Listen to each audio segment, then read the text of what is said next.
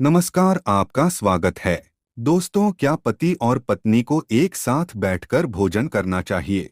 क्या मनुष्य को दूसरों का जूठा भोजन ग्रहण करना चाहिए? इस विषय में भगवान श्री कृष्ण ने बहुत महत्वपूर्ण बातें कही है, जो प्रत्येक मनुष्य को अवश्य जान लेनी चाहिए, ताकि उसे कभी अकाल मृत्यु तथा दुख दरिद्रता का सामना न करना पड़े। दोस्तों, इस संसार के प्रत्येक प्राणी को अन्न की आवश्यकता होती है। अन्न से ही उसे ऊर्जा प्राप्त होती है। हर पशु के लिए अलग अलग प्रकार के अन्न की आवश्यकता होती है। पशु भी अन्न ग्रहण करते समय ईश्वर के नियमों का पालन ही करते हैं। इसी प्रकार से मनुष्यों के लिए भी भोजन के कई महत्वपूर्ण नियम बनाए गए हैं। यदि इन नियमों का पालन किया जाए तो मनुष्य को ईश्वर की कृपा प्राप्त होती है। हमारे शास्त्रों में भोजन करने की दिशा, भोजन के प्रकार, भोजन करने का सही समय, इन विषयों में महत्वपूर्ण नियम बताए गए हैं। दोस्तों, भगवान श्री कृष्ण ने भगवत गीता में मनुष्य को भोजन करने संबंधी बहुत ही महत्वपूर्ण उपदेश दिया है।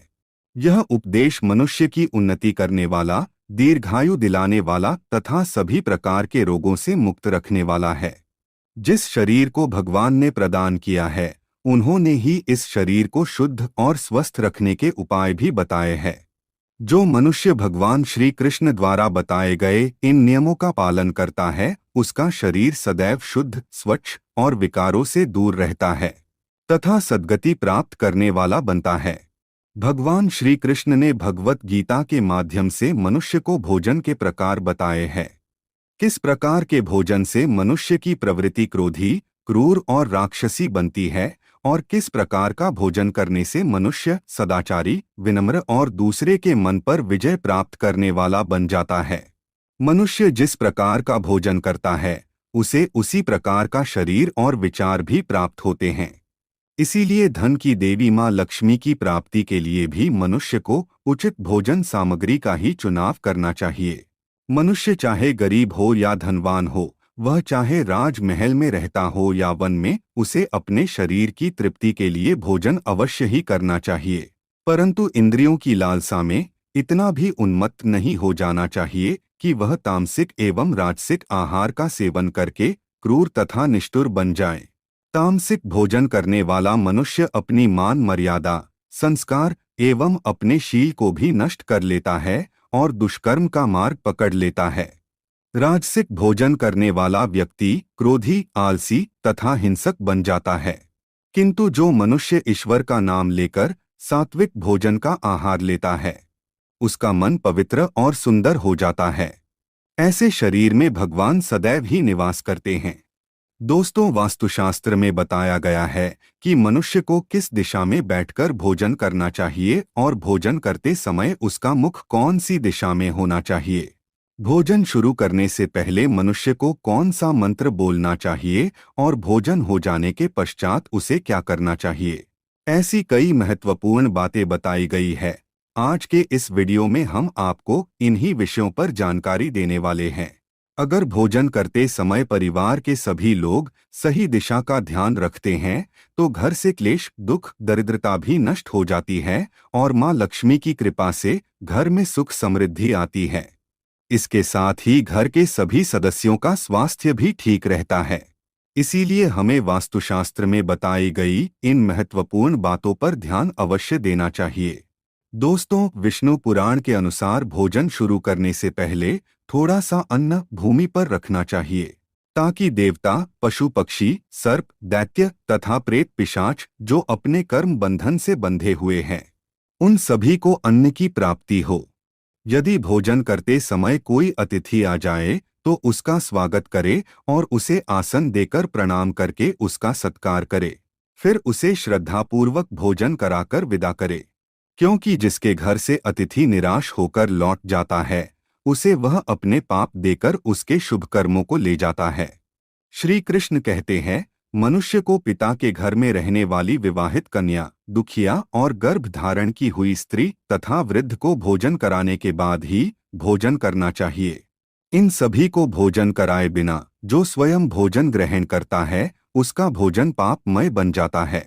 ऐसा व्यक्ति नरक में ही जाता है। जो स्नान किए बिना ही भोजन करता है, उसका भोजन मल भक्षण के समान हो जाता है। जो बालक एवं वृद्ध आदि के हिस्से का भोजन करता है, उसका भोजन विष्ठा के समान हो जाता है। और जो बिना दान किए ही भोजन ग्रहण करता है, उसका भोजन विष के समान बन जाता है। मनुष्य को कभी भी दुराचारी व्यक्ति द्वारा दिया गया अथवा दूसरों द्वारा अपमानित करके दिया गया भोजन कभी भी ग्रहण नहीं करना चाहिए। मनुष्य को चाहिए कि परोसे हुए भोजन का अग्रभाग अग्नि को देकर ही भोजन करना चाहिए। भोजन को एकाग्र चित्त होकर करना चाहिए। प्रथम मीठा, फिर लवण और खट्टा और अंत में कटु एवं तीखे पदार्थों का सेवन करे। प्रथम 5 निवाले मौन होकर ग्रहण करने चाहिए। ऐसा करने से व्यक्ति के सभी पाप कर्म तुरंत नष्ट हो जाते हैं और भगवान की कृपा से उसे जीवन भर कभी अन्न की कमी महसूस नहीं होगी। दोस्तों, वास्तु के अनुसार पूर्व दिशा में बैठकर भोजन करने से व्यक्ति रोगों से और मानसिक तनाव से मुक्त हो जाता है। बीमार बुजुर्गों को पूर्व की ओर मुख करके भोजन अवश्य करना चाहिए। इससे उनके स्वास्थ्य में सुधार होता है, क्योंकि पूर्व दिशा उगते हुए सूर्य की दिशा है और सूर्य देव बल, आरोग्य तथा दीर्घायु प्रदान करते हैं। अगर कोई व्यक्ति व्यवसाय में तरक्की चाहता है अथवा नौकरी की तलाश में है तो उत्तर दिशा की ओर मुंह करके भोजन करे। उत्तर दिशा मां सरस्वती की दिशा है।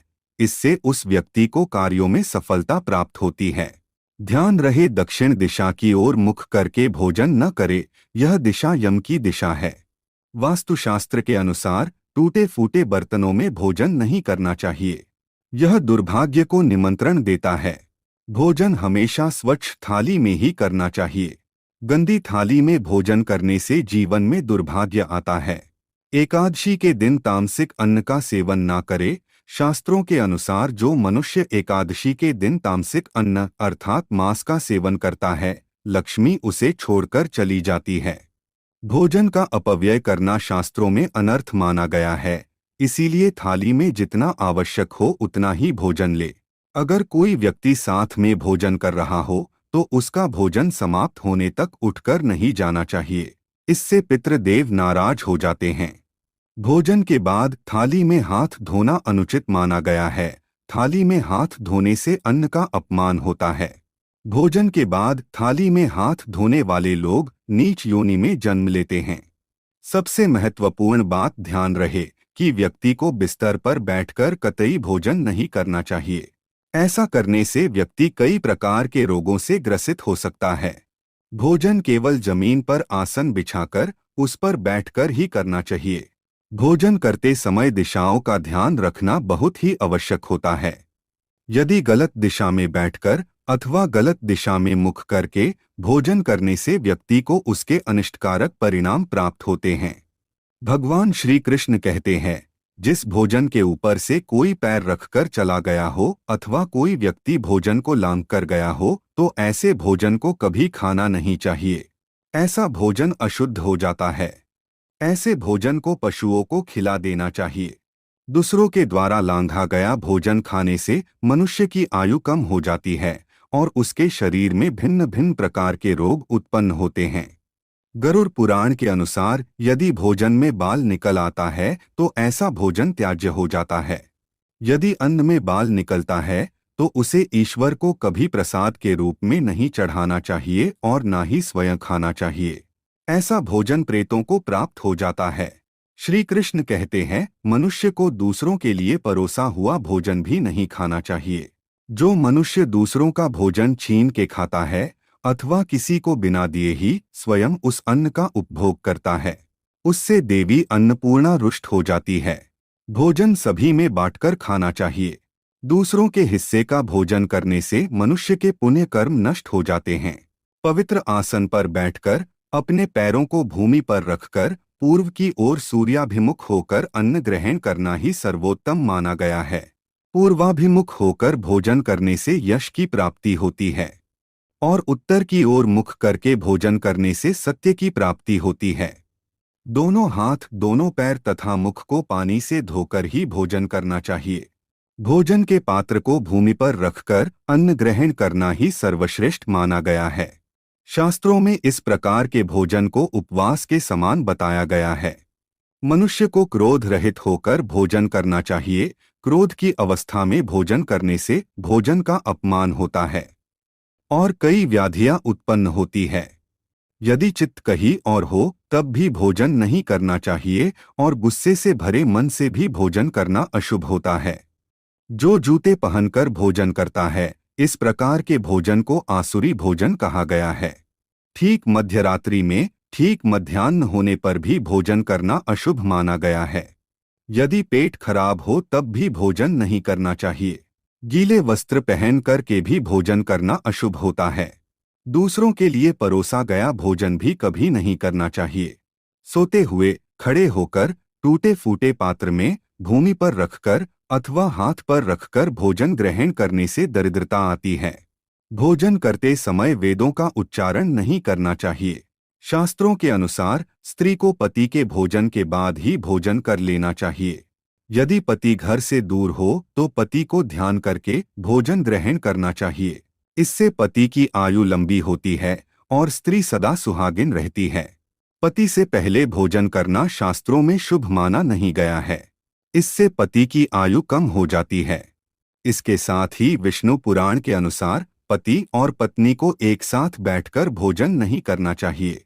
ऐसा करने से दोनों में क्लेश और विवाद होता है। अंधकार में अथवा आकाश के नीचे बैठकर भोजन नहीं करना चाहिए। भोजन करते समय सिर पर छत अथवा वृक्ष की छाया अवश्य होनी चाहिए।